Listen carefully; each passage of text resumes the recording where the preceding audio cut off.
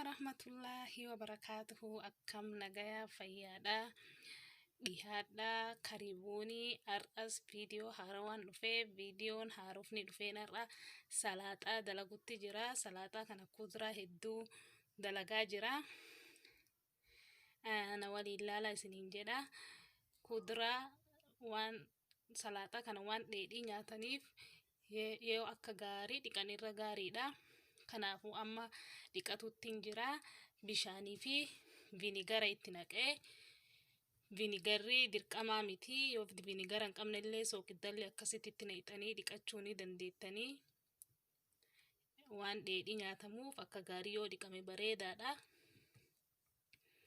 Kanaafu salaataa kana hunda akkanatti maraa bakka takkatti yoo dura vinigaraan dhiqee amma bishaan maraa irra qulqulleeffadhee dhiqadhee jira. Kuno amma goommana adii ciratu jira.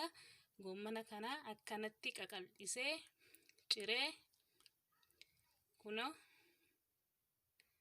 haala kanaan qaqal'isee ciradhee eegas deebi'ee kaarotii quncifadha. Kaarotii kanallee akkuma goommana adii sanitti qaqal'isee ciradha. Garuu namuu akka barbaaddanitti diqqeessitanii yookaan gugurdisitanii illee cirachuu dandeettanii. Maraa akkanatti qaqal'isee ciree kaarotii akkanatti ciradhee eegas kiyaara yookaan kiukaambaa isallee qaqal'ifadhee ciradhee shunkurtiillee ciree timaatimaa qaaraa gugurdaa san kana mangubne sanii akkasitti maraa akkanatti walitti naqadhee qopheeffadhee amma waan irratti naqadhuun tolfataa jira. Qullubbii adii takkan qaba. Qullubbii adii takkatti deebi'ee olive oil zayita zayituun itti naqadha. Akkanatti itti naqee diqqoo isaa maayikirooweevii keessatti xiqqishuma isii isaa akka hafuurri isii keessa diqqoo bahutti eegas eega ifadhee kunoo deebi'ee ho'isee qondar barbaree itti naqadha. Qonda barbaree itti naqadha. Sookidda diqqishu irra buufadha. Eegas loomii itti cuunfaa. Loomii haafi gimmaasha itti cuunfaa. Maraa eegas deebi'ee ammoo maraa akkanatti eega waliin dhahee booda daa'ima diqqishu irra buufadha.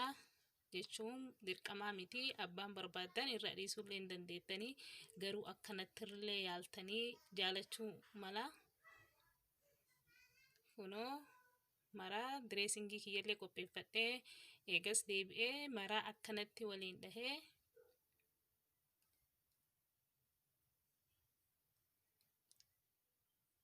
kanan maraa eega waliin dhahee booda direesingii kiyyaa irratti naqadha.